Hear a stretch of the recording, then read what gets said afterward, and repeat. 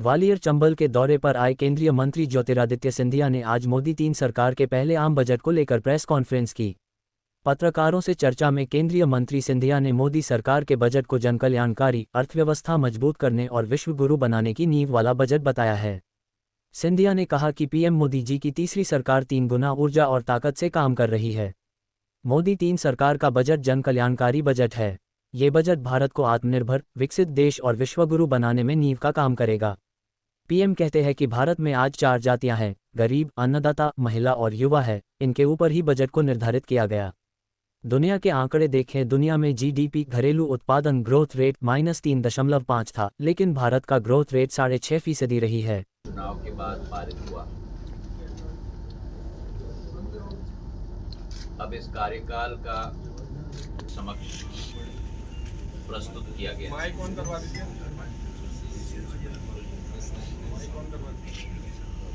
ये कल्याणकारी बजट केवल नहीं है। इलेक्शन के रिजल्ट आ रहे हैं तो 49 सीटों पर बीजेपी आगे है। मैंने तो कल रात को दिल्ली में ही कहा था आने के पहले कि 12 घंटे का इंतजार है।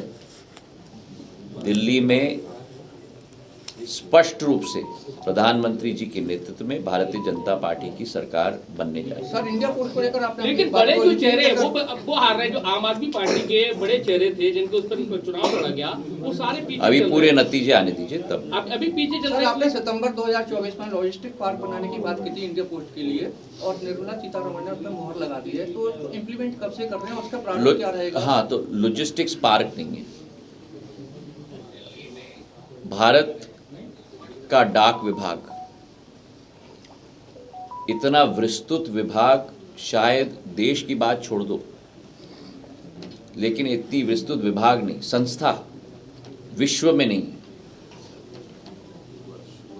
मेरे डाकिया पर मुझे संपूर्ण गर्व है। 1,64,000 पोस्ट ऑफिस, 4 लाख हमारे डाकिया। और जैसे समय बदल रहा है, हमारी यही सोच और विचारधारा है कि इंडिया पोस्ट को, भारतीय डाक को, जिसका स्लोगन है डाक सेवा जन सेवा, उसे एक लॉजिस्टिक्स ऑर्गेनाइजेशन में परिवर्तित किया जाए। हमारे पूरे डाक विभाग की टीम ने भी भ्रमण किया है, अनेक डाक विभाग देशों का स्टडी की है, और हमारा यही एक संकल्प है कि भारतीय डाक विभाग को भी एक logistics organisation end to end, मतलब आपका मेल हो, पार्सल हो, ई कॉमर्स बहुत बढ़ रही है, तो ई कॉमर्स का भी एक मुख्य अंगरक्षक के रूप में और सेवा के रूप में हमारा डाक विभाग आने वाले दिनों में उभरेगा। सर, रुपए का मूल्य लगातार गिर रहा है डॉलर के मुकाबले। भारत फेज 3 भारत संचार निगम का सबसे बड़ा प्रोजेक्ट है जो आप लेके आए, उसमें पंचायतों में हाई स्पीड से देना है, उसका अगला फेज क्या है सर? तो भारत नेट 1 और भारत नेट 2 में देश में हमारे करीब 2,45,000 ग्राम पंचायत हैं। उनमें से हमारा टारगेट था भारत नेट 1 और 2 में 2,22,000 ग्राम पंचायत को जोड़ने के लिए। उसमें से करीब 2,12,000 ग्राम पंचायत हमारे जुड़ गए।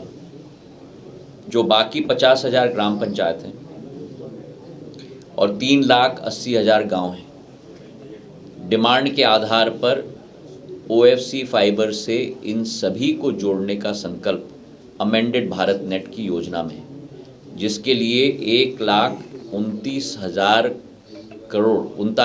करोड़ रुपए का बजट का प्रावधान है। $17 बिलियन, जो विश्व का सबसे बड़ा कनेक्टिविटी की योजना इतिहास में आज प्रधानमंत्री जी के आशीर्वाद से ये संकल्प हम लोग ने लिया है।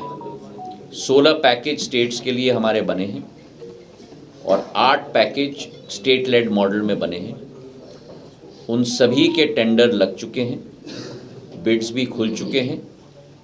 6 का एडवांस परचेस ऑर्डर भी हम लोग ने दे दिया है, और जैसे जैसे टेक्निकल पैरामीटर्स के आधार पर निर्णय लिए जाएंगे, बाकी के भी हम लोग जल्द से जल्द करने जाएंगे। हमारी ये भी सोच है कि अमेंडेड भारत नेट में जो आज तक भारत नेट 1 और 2 में लीनियर टोपोलॉजी में कनेक्शन एक एक गांव को दिया गया था, इसका मतलब कि अगर ऐसा लीनियर टोपोलॉजी में अगर आप गांव को जोड़ोगे, अगर इधर तार कट गया तो नीचे वाले जितने गांव हैं वो सारे कट जाएंगे।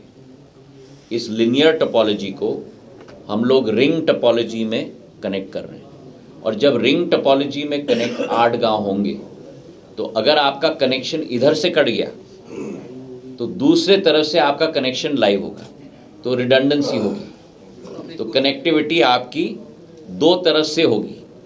तो रिंग टोपोलॉजी भी इस 1,39,000 करोड़ की योजना में शामिल है, और इससे दूरसंचार की क्रांति, नवाचार की क्रांति और आईटी की क्रांति गांव-गांव तक पहुंचेगी, टपरे टपरे तक पहुंचेगी, जो प्रधानमंत्री जी का लक्ष्य है। बहुत बहुत धन्यवाद।